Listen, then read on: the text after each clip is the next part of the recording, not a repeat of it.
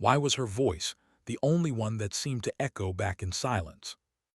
Inside the briefing room, the air was stale, thick with anticipation and humming with the low murmur of voices.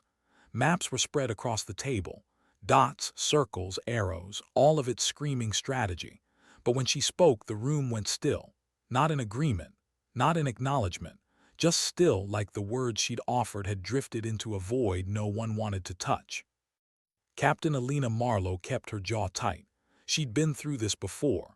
Men starring past her, eyes flicking to the colonel instead, waiting for confirmation as if her analysis were a ghost's whisper. But tonight wasn't like the other nights. Tonight, the mission depended on more than firepower. It depended on listening. The colonel adjusted his glasses. "We stick to the plan, no deviations." His voice had the finality of stone. Elena said nothing. She tapped the map with her finger, a small cluster of buildings just outside the designated zone. "There's movement here," she'd said minutes earlier. She had intelligence reports to back it up. Signals, heat patterns, the kind of details she didn't bring lightly. But the moment she'd spoken, the weight of the room shifted away, smothering her in silence. She sat back, folded her hands, and swallowed the burn in her throat. They weren't going to listen. Not yet. She remembered her father's words, old, worn, almost forgotten. Courage isn't in fighting alone. It's in standing for others unseen. He told her that before he left for his last tour. She was just 12. He never came back. And maybe that was why she'd chosen this path. To be the voice no one wanted to hear but everyone might need when the silence broke. The colonel dismissed them. Boots scraped against the floor as the others filed out. A couple of glances shot her way. Pity, doubt, it didn't matter. She had a choice: accept the plan as it was or carry the burden of what she knew. Outside, the desert night greeted her with a sudden, cutting chill. The camp hummed with generators. Radios crackled in the distance. And beneath it all, the faint thump of helicopter rotors preparing for liftoff. She pulled her jacket tighter around her shoulders and kept walking. Sergeant Cruz fell into step beside her. A quiet man, face scarred from shrapnel, eyes heavy with unspoken memories.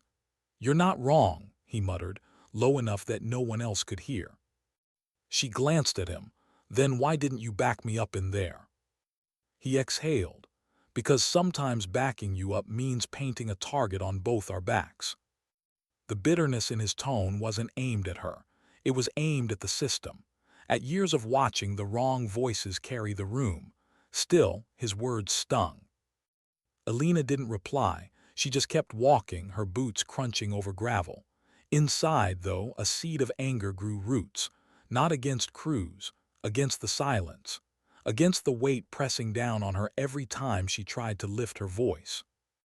They reached the line of vehicles waiting in the pale floodlights. Soldiers moved around them, checking weapons, tightening straps, murmuring last words into radios. The smell of diesel mixed with sand. Someone laughed too loudly, the kind of nervous laugh people carry before stepping into danger. Elena caught it, held it in her memory. Small details mattered. They always did. Hours later, when the mission was already underway, that silence nearly cost them everything. She sat in the command vehicle, headset clamped over her ears. The convoy was moving. Dust trailed under a moon that hung pale and watchful. Voices filled her channel, clipped and steady, until they were. "Contact front." Gunfire burst through the static, shouts, scrambling. The convoy had rolled straight into an ambush, right where her intel had marked the danger. Elena's pulse slammed against her ribs. She could hear them fighting, could hear the panic threading into the words of soldiers who had trusted the plan.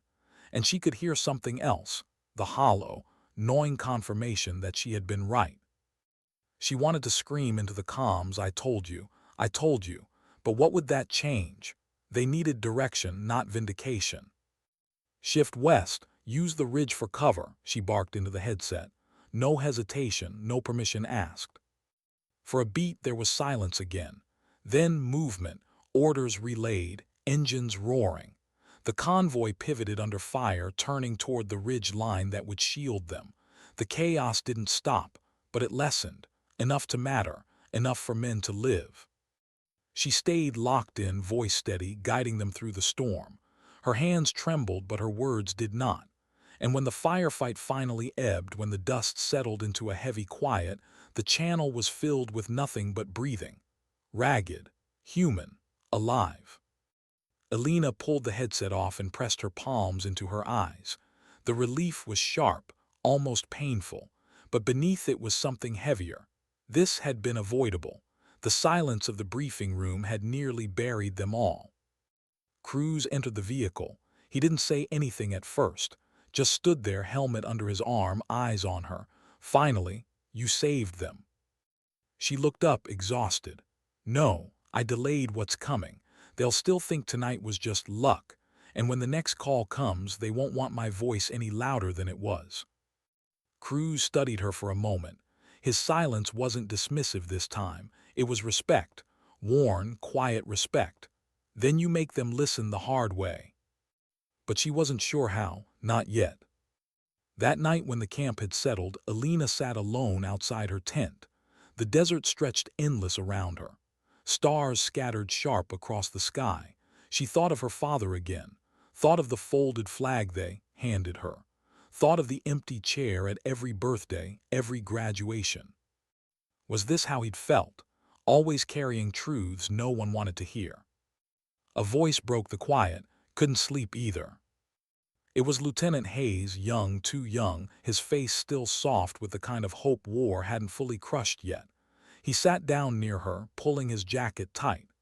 "You were right tonight," he said. "No preamble, just truth." She gave him a tired smile. "Doesn't feel like it." "Feels like it to me," he said. Then, after a pause, "My brother was out there. Convoy too, if you had." His voice trailed off. He didn't finish. Didn't need to.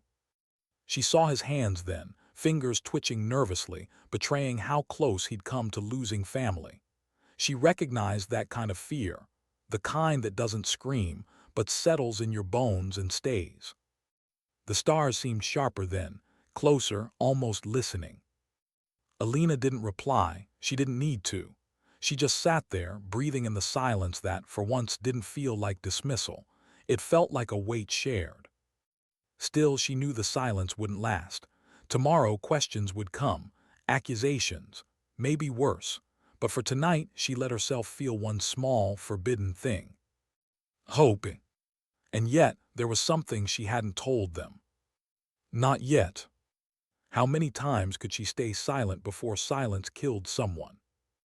The question gnawed at Elena the next morning as the camp stirred awake under the pale wash of dawn. Dust carried on the wind, clinging to everything, making the world feel the same color, beige, tired, worn. She watched the men roll out of their bunks, boots thudding, laughter brittle, as though last night had never happened. But it had, and she could still hear the gunfire echoing in her head, the crackle of voices on comms, the sound of breathing that proved they had survived. Because of her, or maybe in spite of the silence that had tried to bury her warnings. Cruz found her by the mess tent, coffee steaming in his hand, his face unreadable as usual. He set the cup down in front of her without asking if she wanted one. "Colonel wants a debrief in an hour." Her stomach tightened. "Of course he does." "He's not happy." "About what?" Elena's voice was sharp, too sharp. Cruz looked at her. "About you taking command over comms." Her chest burned. Taking command, they were about to be overrun. "Doesn't matter. You weren't the one in charge, not on paper." The words stung because they were true. Not because she had doubts, but because she knew exactly how this would play. The same silence, the same dismissal, only heavier this time. She took the cup of coffee, letting the heat bite into her palms. It gave her something to hold, something that felt alive. "And if I hadn't said anything, how many body bags would we be loading this morning?" Cruz didn't answer. His silence was his way of agreeing without risking more. That was who he was, a man who had learned to survive the politics of command. Elena hadn't, not yet. The debrief was brutal. The colonel's voice cut across the room like steel. "You undermine the chain of command, Captain." She stood at attention, shoulders square, eyes fixed straight ahead. "I issued directives that kept the convoy alive. You issued directives that were not yours to give." The words hung heavy. Men shifted in their chairs, eyes darting between the two of them. She felt the weight of their stares pressing into her back. Some looked away quickly. Others lingered, torn between respect and fear. Elena held her ground. "With all due respect, sir, intel showed the ambush was possible. I raised it in the briefing. It was ignored. I acted to protect lives." The colonel's jaw clenched. "You acted without authorization." The silence stretched, brittle and suffocating. She thought of her father then, of the day they handed her the folded flag. Did someone in his unit try to warn command too? Did they ignore him? Did silence kill him? She wanted to say all of it, wanted to let her voice break the stone walls. But she didn't. She stood there, rigid, watching her words dissolve in the air between them. Finally, the colonel leaned back. "Dismissed. We'll discuss further action later." It wasn't a reprimand. Not yet. It was a warning. The kind of warning that didn't come with stripes or paperwork but carried more weight, the weight of being quietly pushed aside, erased in decisions, made invisible. Outside, the sunlight was harsh, burning against her skin. She exhaled, a breath she didn't realize she'd been holding. Hayes was waiting near the doorway, hands stuffed in his pockets, eyes shifting nervously. He straightened when she walked past. "Captain," he said almost awkwardly. Then lower, "I don't care what they said in there. You saved my brother." For a moment, Elena just stared at him. His face was so young, so raw. She saw the fear in him, tucked behind gratitude, the fear of losing family. Something she understood better than anyone. She gave him a small nod. "Then remember this moment. One day someone won't listen to you. Don't let silence win." He looked like he wanted to say more, but he didn't. He just nodded back, swallowing whatever words stuck in his throat. That night Elena couldn't sleep. The desert wind rattled the canvas of her tent. Somewhere in the distance a dog barked, sharp and lonely. She lay awake, staring at the dim outline of the roof above her, thoughts circling like vultures. She kept coming back to one thing, the intel she hadn't told them. The reason she had known the ambush was coming. It wasn't just signals or patterns or heat signatures. It was something else, someone else. Weeks earlier, in a dusty village far from the base, she'd met a woman. Her name was Lael, a widow, no older than 30, with eyes that carried centuries of grief. Elena had been there on a joint patrol, supposed to keep her distance, supposed to let translators and intermediaries handle conversations. But Lael had pulled her aside, gripping her sleeve with desperation. "There are men," she had whispered. "They move at night, they watch the roads, they wait." Her voice had been urgent, breaking with fear. Elena had believed her, not because the intel lined up, though it had, but because she knew the look in Lael's eyes, the look of someone carrying truth, ignored too many times. Elena hadn't told the colonel about Lael. If she had, he would have dismissed it outright. Civilian whispers didn't make it onto maps, but Elena carried it anyway, quietly, alone. And when the moment came, when the convoy rolled toward danger, she had trusted Lael's words as much as the data blinking across her screen. Now, lying in her tent, she wondered what that meant. Did her silence protect Lael from being dismissed, or had it condemned her own credibility instead? Sleep finally dragged her under, but rest never came. She dreamed of footsteps in sand, of a voice calling her name and fading before she could answer. The next day, orders came down. Another patrol, another convoy deeper into contested ground. The mission was simple on paper, a resupply run, light escort, low threat. But paper had never carried the weight of silence. Elena checked her gear in the pale light of dawn. The sky was streaked with orange and gray, the kind of colors that made everything look like memory. Cruz approached, helmet tucked under his arm. "You riding in command again?" he asked. She shook her head. This time I'm out with the convoy. His brow furrowed. That's not your place. Neither is silence. He studied her for a long moment, then finally nodded. Just don't try to carry it all alone. But wasn't that exactly what she'd been doing since the beginning, carrying it alone? The convoy rolled out. Engines rumbled, dust rose, rifles gleamed dull in the morning light. Elena sat in the second vehicle, headset crackling faintly in her ear. She scanned the horizon, endless stretches of sand and rock, shadows shifting where the sun struck uneven ground. Every bump in the road rattled through her bones. Every silence on comms made her breath hitch. She tried to steady herself, to remember her father's words, but her heart hammered anyway, loud and insistent. Halfway to their destination, a child appeared on the road, just standing there, barefoot, motionless. The convoy slowed. Shouts crackled over comms, orders exchanged. No one knew what to do. Elena leaned forward, eyes narrowing. Something about the stillness felt wrong, too deliberate. "Keep moving," a voice barked.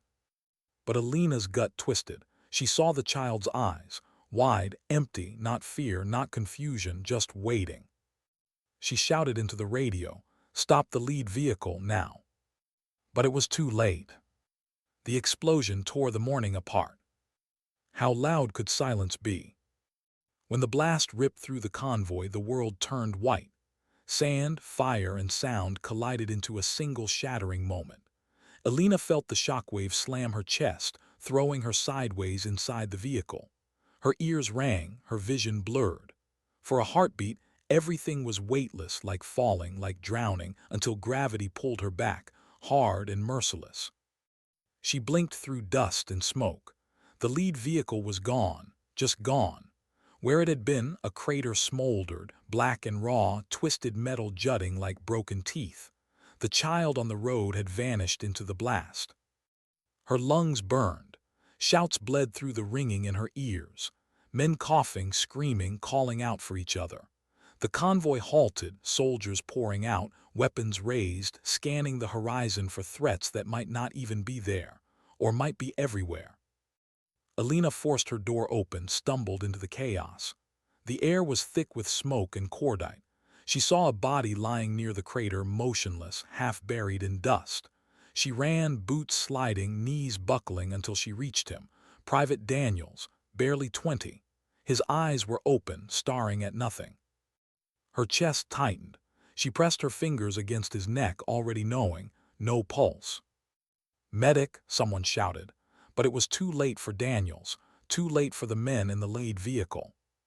Her stomach twisted, a sick weight settling deep inside. She had seen the child. She had felt the wrongness. She had shouted to stop, but she had been seconds too late. Cruz appeared beside her, face streaked with dirt, voice sharp.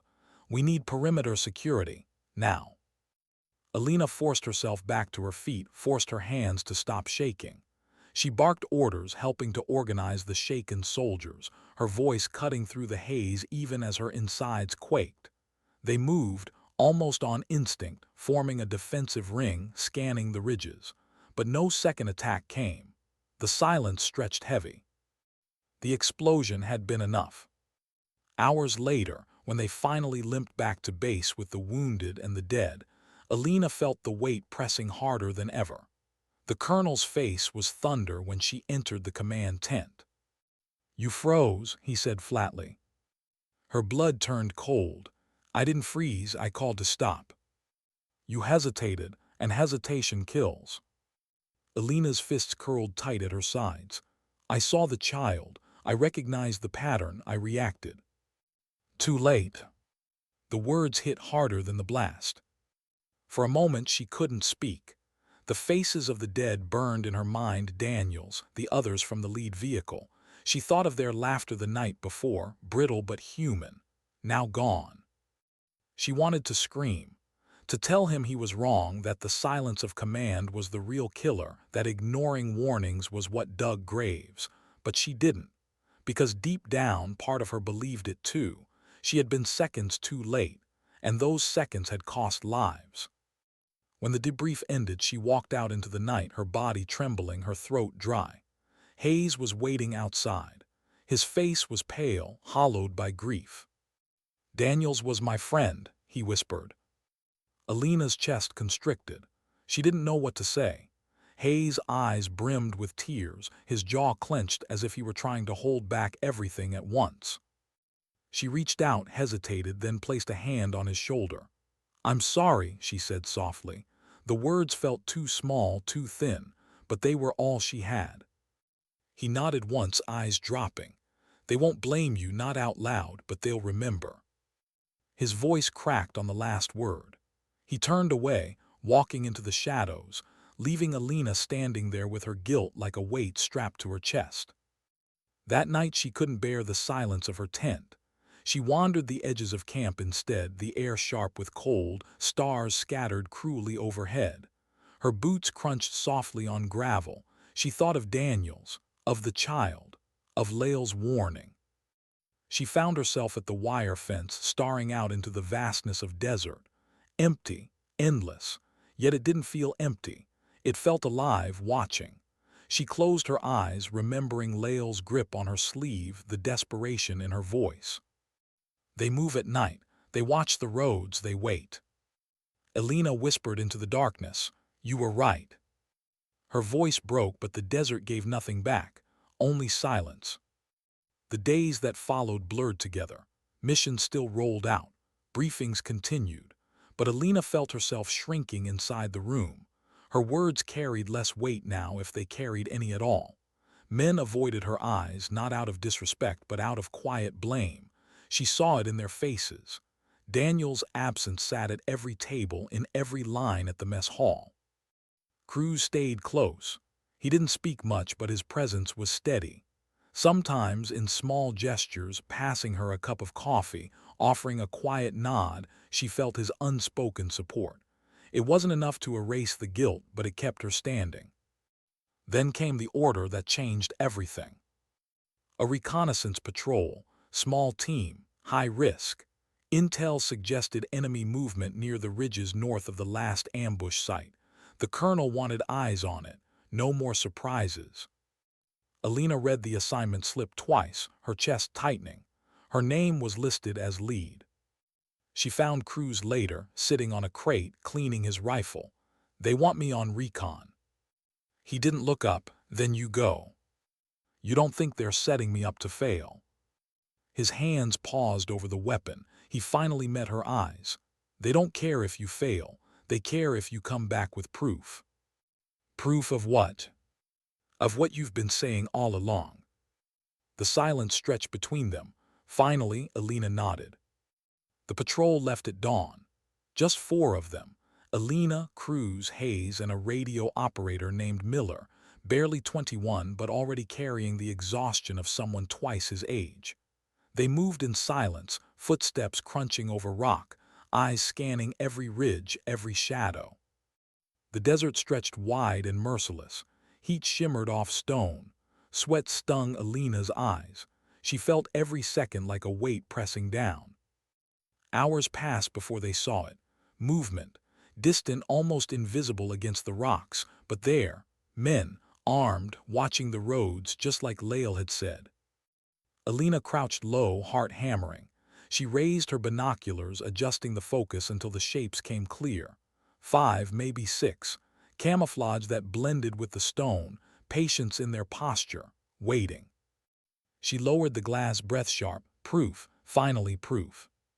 But then her eyes caught something else. Further up the ridge, almost hidden in shadow, another figure, taller, still, watching not the road but her. The air shifted, heavy. She froze. The man on the ridge didn't move, didn't raise a weapon. He just stood there, watching, as though he had been waiting for her all along. Her skin prickled.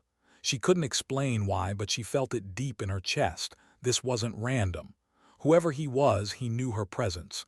He wanted her to see him. Cruz's voice cut through her trance. "What do you see?" Elena blinked, pulled herself back. Ambush team, 6 men positioned on the ridge, she hesitated, and one more higher up. "Armed?" She raised the binoculars again, but the figure was gone. Her stomach twisted. "Not anymore," she said softly. They stayed in position for hours, documenting, observing, until the sun began to sink.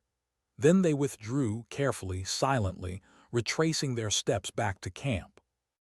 But Elena's mind stayed with the figure on the ridge. Who was he? Why did it feel like he had been waiting for her? That night, as she sat alone with her notes, the memory of his stillness pressed into her thoughts like a weight. And beneath it, the guilt of Daniel's, of the child, of the silence that always seemed to arrive too late. She knew something was coming. She could feel it. The question was no longer whether they would listen to her. It was whether she would survive long enough to make them. The desert had a way of swallowing truth. When Elena laid the reconnaissance photos on the colonel's desk, she expected at least a flicker of acknowledgement. Proof, hard evidence of enemy presence exactly where she had warned. Instead, the colonel stared at the images in silence, jaw tight, as though the photographs themselves had insulted him. "They're staging positions," Elena said, her voice steady but urgent. "They're setting ambushes along the supply routes. It's deliberate, coordinated." The colonel finally looked up, his eyes hard. "Or it's a handful of desperate men hiding in rocks, waiting for a lucky shot." Elena's pulse quickened. "Sir, with respect, that was no lucky shot on the convoy. They've done this before. They'll do it again." His silence pressed down like a weight. Then coolly he said, "You think you see patterns where there are none. That's the danger of fear, Lieutenant." The words cut sharper than any blade. Fear. He thought this was fear. Her throat burned. "This isn't fear, sir. It's evidence. We can't ignore this." But he was already turning away, dismissing her with the flick of a hand. "Report filed. Leave it with me." Cruz lingered in the doorway as she stepped out, his expression unreadable. Hayes brushed past, muttering under his breath. Miller said nothing at all. Outside, the air seared with heat, the camp buzzing with its own rhythm, engines growling, boots striking gravel, voices rising in clipped commands. But Elena felt alone in the noise, her proof dissolving like smoke before it could spark action.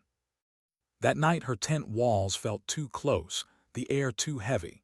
She dreamed of the figure on the ridge, tall, still, watching her through the scope of an invisible rifle. She woke with sweat dampening her shirt, her pulse racing as though she'd been running. The next morning news spread. Another convoy hit. Not hers, a separate route, same pattern, same silence before the blast. The base was shaken, rattled into hushed murmurs and clenched jaws. But still, command called it coincidence. Bad luck. Elena wanted to scream. Instead, she found herself in the makeshift chapel at the edge of camp. A simple tent with rough benches and a wooden cross that had weathered too many dust storms. She wasn't religious, not really, but she sat there in the quiet, trying to breathe, trying to find something solid inside herself. The flap rustled. Hayes entered, moving stiffly as though the air itself resisted him. He sat 2 benches away, staring at nothing. After a long silence, he spoke. "Daniels used to say we were ghosts, that no one would remember us when we were gone." Elena's chest tightened. Hayes' voice was low, rough. "He was wrong. I can't forget him. I don't want to." He turned, his eyes bloodshot, locking on hers. "But you froze, and I can't forget that either." The words struck like a blow. She opened her mouth, but nothing came, because maybe he was right. Maybe in those seconds she had frozen. Hayes stood, the bench creaking. "You see things the rest of us don't. Maybe that's a gift, or maybe it's a curse. I don't know. But if you're right, then stop talking about it. Start proving it in a way they can't ignore." He walked out, leaving her alone in the chapel, the echo of his words like shards in her chest. "Prove it." That night Cruz approached her with a whisper. "There's chatter on the radio, enemy movements, North Ridge again." Her heart kicked. Intel. Unofficial, picked up by Miller while monitoring open bands, not sanctioned. Which meant command wouldn't act. Not unless someone forced their hand. Elena's mind raced. She thought of Hayes' words, of the figure on the ridge, of the silence that had killed Daniels and others. She thought of Lael's desperate warning. "I'm going," she said. Cruz raised an eyebrow. "Without orders." "They won't listen, but if we bring back undeniable proof." He studied her for a long moment, then nodded once. "Then I'm going too."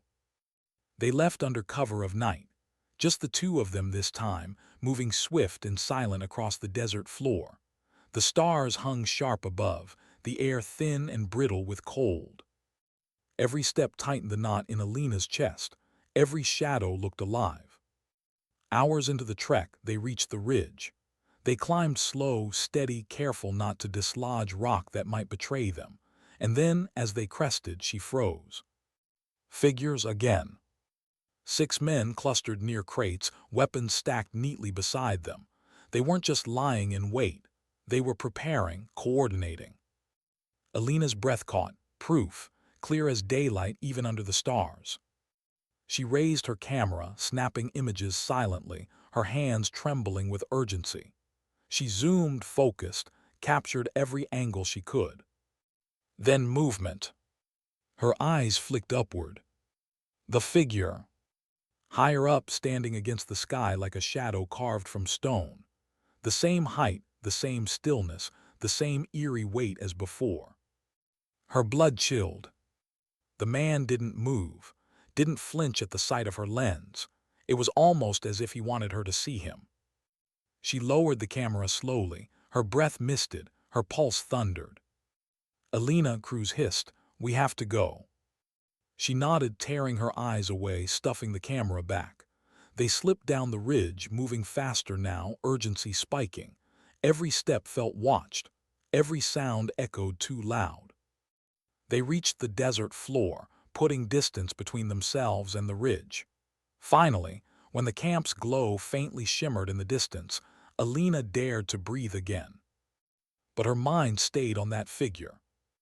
Not enemy, not ally, something else, a ghost, a warning, or someone marking her specifically. Back at base, they developed the photos. Clear, undeniable, men, weapons, crates of explosives, proof. And yet, when she presented them, the colonel's jaw only tightened further. "You left the wire without orders."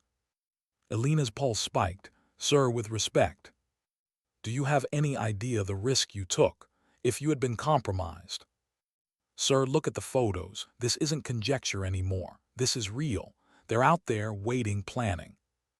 "Enough," his voice cracked like a whip. The tent fell silent. Her chest rose and fell sharply, her fists clenching at her sides. The colonel leaned forward, his eyes narrowing. "You disobeyed protocol. You endangered this unit. You think your instincts give you the right to go rogue. They don't. You're one step from grounding, Lieutenant." Her throat burned. "Sir, those men will strike again if we don't act." "You're dismissed." The finality in his tone cut her off. She stood there, shaking, fury and despair battling inside her. Then slowly she saluted, a stiff, hollow gesture, and walked out. Outside, Cruz followed, his face set. "You did what you had to." She laughed bitterly, the sound raw, and it wasn't enough. That night, Elena couldn't sleep. She sat with the photos spread out before her, the image of the ridge figure haunting the edges of each frame. She whispered into the darkness, barely audible even to herself, "Who are you?" No answer came, only the silence. But deep in her chest, she knew this wasn't over. The ambushes would continue. The silence of command would continue. And the figure, whoever he was, wasn't finished with her yet. And when he came again, she would have to decide. Remain silent like the rest, or break it loud enough to be heard, no matter the cost. The morning was too quiet. Elena knew it the moment she stepped out of her tent. The base usually stirred with a rhythm, clanking metal, voices calling, trucks grinding awake. But today, the silence carried an edge, like the air itself was holding its breath. She spotted Cruz near the vehicles, tightening straps on his gear. His jaw was locked, his eyes restless. "Convoy's moving out," he muttered. Her stomach dropped. "Which route?" "North Road." The words scraped against her chest. North. Exactly where she'd warned them, exactly where the photos screamed danger. She strode toward the operations tent, heat rising under her skin. Inside, officers bent over maps, their voices clipped, focused. The colonel stood at the center, hands braced on the table. "Sir," Elena said sharply, "you can't send them through the north route. The ambush is set there. You've seen the photos." The colonel's gaze snapped up, cold and sharp. "That's enough, Lieutenant. You're grounded until further notice. You will not interfere with this operation." Her chest flared hot with fury. "Sir." "Dismissed." The word landed like a gavel, final, crushing. She stood frozen, her fists clenched at her sides. Cruz's eyes caught hers from across the tent, a flicker of warning. "Don't push further. Not here." But her heart roared. She wanted to grab the maps, to shout until someone listened, to do anything but stand silent while men drove into a trap. Instead, she turned and walked out, the flap whipping closed behind her. The sun stabbed her eyes, the desert stretching indifferent and endless beyond the wire. Minutes later, the convoy rolled out. Engines growled, dust billowed. Soldiers waved lazily from the back of the trucks, unaware of what waited for them beyond the horizon. Elena stood near the fence, her throat tight, watching them disappear into the desert heat. Time crawled, each minute a hammer. She couldn't breathe, couldn't think. Only the echo of tires crunching over gravel as they'd left. And then it came.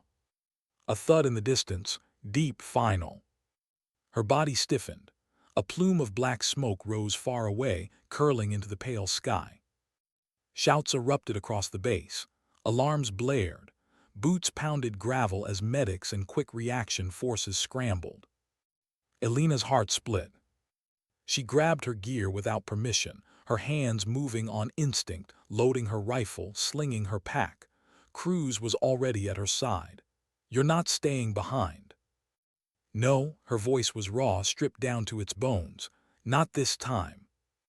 They piled into a vehicle with the medics, the engine roaring, tires clawing at the dirt. The ride jolted them hard, but Elena barely felt it. Her eyes locked on the black column in the distance, closer now, thicker, ugly. When they reached the site, chaos swallowed them whole.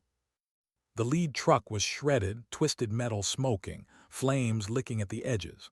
Soldiers lay scattered, some crawling, some too still. Shouts cut through the dust, orders, screams, pleas. Elena leapt out, rifle raised, scanning the ridges. Her breath came sharp, every muscle coiled. And then she saw them. Figures, dozens this time, emerging from the rocks above, rifles flashing in the sun. The ambush wasn't waiting anymore. It was here. "Contact, contact," voices roared. Gunfire split the air, rattling the desert like a storm of steel. Elena dropped to the dirt, sighting through her scope.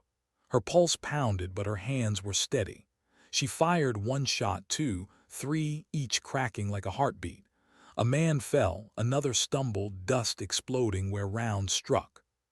Cruz fired beside her, his jaw tight, his face grim. "They're everywhere." She adjusted, scanning higher, and froze. The figure. There at the crest, still, watching. Not firing, not moving, just standing, his silhouette cut sharp against the smoke. Her breath caught, her finger hovered on the trigger. Why wasn't he firing? Why was he only watching her? "Elena!" Cruz's shout snapped her back. Bullets tore into the dirt near her, spraying grit into her face. She ducked, rolled, returned fire. Minutes bled like hours. The fight raged, brutal, relentless.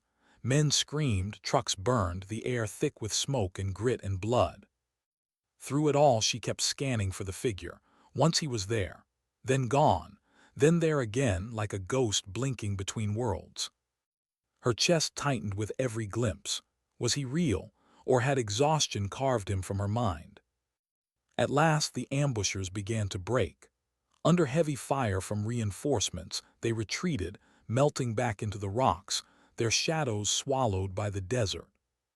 The silence that followed was worse than the noise. Elena staggered forward, her ears ringing, her throat raw. The ground was littered with shell casings, with blood, with men whose names she didn't know but whose faces would never leave her. She crouched beside one soldier, his chest rising shallow, his eyes wide with terror. She pressed his hand, whispering, "You're not alone, stay with me." But his grip loosened, fell away. Her vision blurred. She shut her eyes, pressed her forehead to the dirt. Footsteps approached. Cruz knelt beside her, his face lined with dust and grief. "We warned them," he murmured. "We warned them." Her voice cracked, and they didn't listen. The medics moved like frantic shadows, loading the wounded, covering the dead. The base would call it a tragedy. Command would call it the price of war. But Elena knew it wasn't chance, it wasn't fate, it was negligence, silence. And that figure, always that figure. As the last body was lifted, she looked back at the ridge. Nothing. Only rock, empty, indifferent. But deep inside she felt him still, watching, waiting, not enemy, not friend, something else. On the drive back, dust swirling in the headlights, Cruz broke the silence. "You saw him again, didn't you?" Elena's throat tightened. "Yes." "And?" Her fingers dug into her palms. "I don't know what he is, but he's tied to this, to all of it." Cruz stared out the window, his jaw clenched. "Then we find out who he is, before anyone else dies." She turned her eyes to the dark horizon, the smoke fatting behind them. Her chest ached with grief, her pulse still trembling with battle. But beneath it all burned something sharper than sorrow. Resolve. She had been silenced, dismissed, doubted, but no more. If command wouldn't see the truth, she would drag it into the light herself, even if it cost her everything. Because courage wasn't in fighting alone. It was in standing for those who couldn't stand anymore. And she wasn't finished, not yet. The desert was quiet again, too quiet. Elena walked the line of body bags laid out on the gravel, the black fabric glinting under floodlights. Each one zipped, each one still. The names hadn't been written yet, but the silence already screamed them. She stopped at the last bag. A hand stuck out dirt-streaked, fingers curled like they'd still been reaching for something. She crouched, pressing her palm against the cold skin. Her throat tightened until she thought it would break. Behind her, the base moved in hushed tones. Medics cleaned blood from stretchers. Chaplain whispered prayers that dissolved into the night. Cruz stood watch near the gate, his shoulders stiff, his eyes distant. The colonel emerged from the operations tent, his face carved hard, unreadable. He looked at the line of bodies and gave the smallest shake of his head. Not grief, not guilt, just inevitability. Elena's chest burned. She wanted to scream at him, to force the weight of these men onto his conscience. But when she met his eyes, all she saw was stone. He turned and walked away.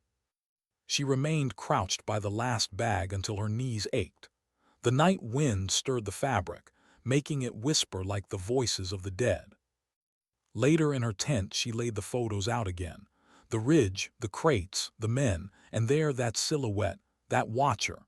She traced the outline with her finger, her pulse quickening. Why had he been there? Why always him, standing apart, never firing, never fleeing? She pulled her journal from her pack, flipping to a blank page. She wrote a single word at the top, WHO. Hours passed, the camp quieted, but her mind refused rest. By dawn, her eyes burned from sleeplessness. Cruz found her still bent over the photos, scribbling notes. "You're unraveling," he said softly. She looked up, her hair loose, her eyes raw. "No, I'm finding the thread." He studied her, then sat opposite. "Say it." She hesitated. "He's not one of them, not exactly. He doesn't move like them, doesn't fight like them. He's separate, watching." "An officer?" Cruz asked. She shook her head. "Not in their ranks, not in ours, something else." Cruz leaned back, exhaling. So what, a ghost? Her eyes held his. Maybe. For the first time, he didn't scoff. That evening, she wandered to the chapel again. The benches were empty this time, candles burned low. She sat in the silence, her hands clasped, her eyes closed. And she thought of Leo. Her voice, desperate warning. They wait where the silence lives. The memory struck like lightning. She opened her journal again, scribbling the words. Silence, the figure, the ambushes. Was he the silence, or was he warning of it? Her thoughts spiraled until footsteps approached. She looked up. Hayes. He stepped inside slowly, like a man carrying weight he couldn't set down. His face was hollowed, his eyes shadowed. You were right, he said. The words stunned her. Hayes sat beside her, his hands rough, trembling. I hated you after Daniels. I blamed you because it was easier than blaming myself. But today, his voice cracked. He swallowed. Today I saw it too, on the ridge. Her breath caught. You saw him. Hayes nodded, his jaw trembled. I thought I was losing it, but I saw him, tall, still, watching. Elena's pulse hammered, proof. She wasn't imagining it, she wasn't alone. Hayes dropped his face into his hands. Daniels didn't deserve what happened. None of them did. And I froze too. I just don't admit it. The confession hung in the silence, heavy and raw. Elena placed her hand lightly on his shoulder. We all freeze. The question is whether we stay frozen. Hayes looked up, his eyes wet. For the first time there was no anger in them, only exhaustion. You'll find him, he said, whoever he is. She nodded slowly, not alone. For a moment the chapel felt lighter, as though grief itself had softened. But outside the desert stretched endless, and somewhere in it that figure still waited. Days passed. Command reinforced patrols, rerouted convoys, carried on as though the ambush were a page already turned. But Elena couldn't turn it. At night she dreamt of the ridge, always the ridge. She woke gasping, the image of that silhouette burned against her eyelids. One evening, Cruz found her by the fence line, staring out at the desert. You're going after him, aren't you? He said quietly. She didn't answer. He sighed, shaking his head. Then I'm coming too. She turned, meeting his eyes. Cruz. You don't get to decide this alone. If you're walking into silence, I'm not letting you walk in without backup. Her throat tightened. For all his teasing, his sharp remarks, Cruz had always been steady, a shadow at her side when no one else believed. She nodded once. That night they planned, quietly, carefully, sketching maps in the dirt, tracing routes, marking vantage points. When dawn broke, they moved. No convoy, no orders, just two soldiers walking into the desert chasing a ghost. The sun climbed slow, merciless. Heat shimmered off the rocks. Their boots scraped sand and stone, their breath shallow, controlled. Hours stretched, sweat burned their eyes, but they pressed on. At the ridge, Elena raised her scope. The rocks were empty, silent. Her chest tightened. Was this madness? Was she chasing shadows while real enemies regrouped elsewhere? Then movement. A flicker high on the crest, a silhouette stepping into view. Her breath stopped. He stood exactly as before, tall, still, carved from shadow. But this time he didn't vanish. He turned, slowly, deliberately. Even from a distance, she felt it, the weight of his gaze, locked on hers through the glass of her scope. Her pulse thundered, she should fire, protocol screamed it, but her finger froze. Because deep in her gut she knew, he wanted her to see him. Cruz hissed, take the shot. She lowered the scope, her voice came raw, not yet. The figure lingered one moment longer. Then, as though satisfied, he stepped back, swallowed by the ridge. Gone. Elena exhaled a shuddering breath. Her hands shook, her mind swirled. What the hell was that? Cruz demanded. She swallowed hard. Not enemy, not ally, something else. Then what? She stared at the ridge. the silence heavy around her. "I think he's waiting." "For what?" Her voice dropped to a whisper. "For me." She gripped the photograph tighter than the rifle. Strange, wasn't it? That in the middle of a war zone, what anchored her wasn't steel or tactics, but paper, ink, and a face smiling in better days. Evelyn folded it carefully, sliding it back into her vest before anyone noticed. Soldiers didn't admit to talismans. They carried gear, not ghosts. The night was heavy with silence, the kind that pressed on skin, thick and expectant. No gunfire, no chatter, just the far-off murmur of desert winds slipping between ruins. The convoy they were shadowing hadn't moved in hours, camped on the far ridge, waiting for dawn, waiting for something. But she was waiting too, for what she wasn't sure. Her radio hissed softly. A low voice measured, controlled Captain Rhodes. "Eyes up, Valkyrie. Reports of movement along your east sector. Could be nothing, could be everything." She adjusted her scope, breath steady, eyes sweeping across the ghost town ruins. Nothing but shadows stretching against broken walls. And yet, her gut whispered otherwise. Then it came, a flicker, not enemy. A boy, thin, barefoot, darting through the rubble with something clutched to his chest. Not a weapon. Bread. He dropped to his knees behind a collapsed doorframe, eyes wide, trembling. Evelyn froze, finger poised. Protocol screamed inside her. Movement in restricted sectors was to be reported, detained, neutralized if necessary. But her heart argued with memory. Once long ago, her brother had run like that, skinny legs, frightened eyes, carrying food he shouldn't have taken because hunger didn't respect rules. Her throat tightened. She whispered into comms, "Captain, it's a civilian, a kid." Static, then his reply flat, unbending. "You know the directive, no exceptions." Her stomach turned. No exceptions. The phrase echoed like a hammer. They always said that. Until someone made one. Until someone paid the cost for seeing a human instead of a threat. She watched the boy. He was crying silently, wiping his nose with a dirt-streaked arm, glancing toward the convoy like prey sensing the predator. He wasn't part of the war. He was caught in its jaws. Her finger eased off the trigger. "I didn't see anything," she murmured. The silence after that felt dangerous. Rhodes didn't answer. Maybe he was giving her the space to make her choice. Maybe he was silently recording her insubordination. Either way, the decision was hers, and hers alone.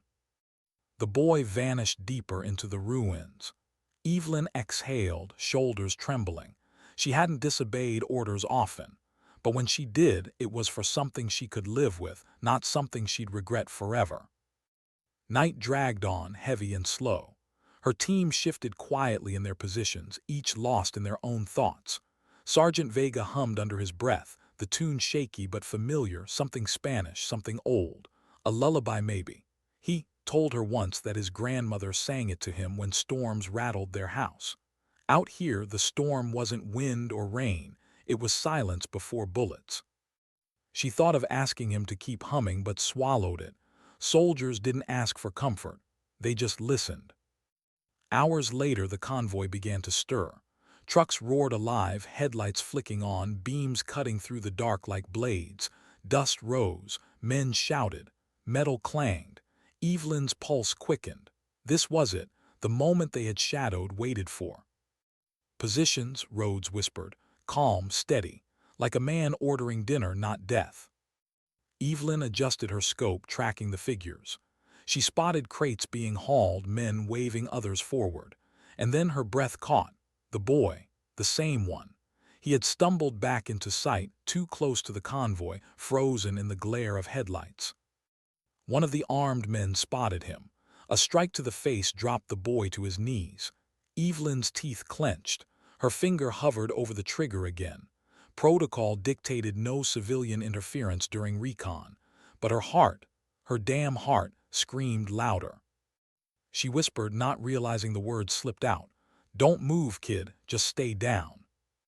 The men shoved the boy aside, uninterested, turning back to their cargo. Relief surged through her chest until she saw why. The boy had dropped the bread. He reached for it, they noticed, and this time rifles leveled. "Command permission to engage," she hissed, urgency breaking through discipline. Silence a beat, too. Then Rhodes, negative, maintain cover, do not compromise the mission. Her pulse thundered. She looked through the scope.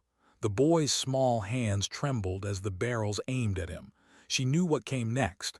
She had seconds to decide. Her finger tightened. Her heart pounded. Every memory, every moral, every buried scar collided inside her. And then she made her choice. The shot cracked across the desert, shattering silence. One man dropped. Chaos erupted. Soldiers screamed, rifles raised, beams of headlights swinging wildly. Evelyn's comms filled with furious voices, Rhodes, her teammates, but she heard none of it. She only watched the boy scramble into the shadows, alive. Her hands shook, her eyes blurred. For a moment she couldn't tell if she'd saved him or doomed them all. Because in war, every choice echoed louder than the bullet itself. And deep down, she knew this echo was only beginning. The gunpowder still clung to the air, sharp, bitter, unmistakable. Evelyn steadied her breathing, but her hands wouldn't stop trembling. The boy was gone, vanished into the ruins like a shadow, but the echo of her shot remained, bouncing between stone and sky, impossible to take back. Voices filled her comms now, sharp and cutting. "What the hell did you do?" one of her teammates barked. "Compromised, we're burned, move, move, move," another shouted. And then the voice she dreaded, Rhodes, calm, too calm. "Valkyrie, you disobeyed direct orders. Do you understand what that means?" Her throat was dry. Words wouldn't come. Only the boy's wide, terrified eyes replayed in her mind over and over. She should have felt relief. Instead, she felt the weight of her entire team's lives shift onto her shoulders. The convoy erupted. Engines roared. Gunfire sprayed the ruins where they were hidden. Evelyn ducked low, the crack of bullets shredding stone inches from her head. Her squad scrambled, repositioned, returned fire, but their stealth was gone. The mission blown apart with one pull of her trigger. And yet she couldn't regret it, not fully. "Fall back," Rhodes ordered. "Shadow team regroup on Mark II." They retreated through rubble, dodging bursts of gunfire, boots pounding against the dust. Evelyn covered Vega as he limped. Shrapnel had grazed his leg, and he cursed between clenched teeth. She didn't answer. She just kept firing, each round buying them seconds. When they finally slid into cover behind a jagged wall, gasping, sweating, bruised, Rhodes was on her in an instant. His face inches from hers, eyes hard as steel. "You put us all at risk," he hissed. "For what? A child. Do you think the enemy will spare us because of your mercy?" Evelyn's chest heaved. She opened her mouth, but no words formed. She wasn't sure if it was shame or defiance that silenced her. Maybe both. Rhodes shook his head. "You don't get to choose which orders matter. You don't get to decide which lives are worth more. That's not courage, that's selfishness." His words cut deeper than shrapnel, because part of her believed him. But part of her didn't. Vega leaned against the wall, clutching his bleeding leg, watching the exchange. His voice was quieter, steadier, and it hurt more than Rhodes' fury. "He was just a kid. If it had been my nephew out there, I'd have prayed someone like you was behind the scope." The silence that followed was heavier than the firefight. Rhodes turned away, muttering into his comms, calling for extraction. Evelyn stayed frozen, her chest burning with unspoken words. They made it out hours later, battered, weary, silent. The mission debrief was clinical, cold. Compromised position, partial objective loss, unnecessary engagement. Her report was thinner than truth, but everyone in that room knew what had happened. When it ended, Rhodes didn't look at her, not once. That night, Evelyn sat alone outside the barracks, the desert stretching endless before her. The stars above seemed cruel, so steady, so detached, watching without caring. She pulled out the photograph again, the one she carried always. Her brother's face smiled up at her. He had died years ago in a place not unlike this one, caught in a war he had no part in. just a boy in the wrong place at the wrong time.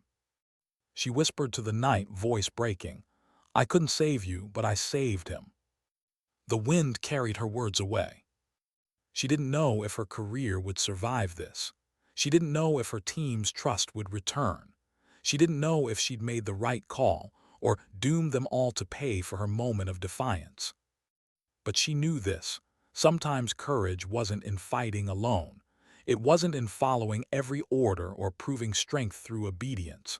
It was in standing for someone unseen, someone who couldn't stand for themselves. And sometimes dignity doesn't speak, it simply acts. She closed her eyes, letting the silence settle. Somewhere out there, a boy was alive because of her choice. That would have to be enough. The mission was over. The war was not. But in that moment, with the desert wind against her face and the weight of her decision pressing heavy on her chest, Evelyn understood one truth that would never leave her.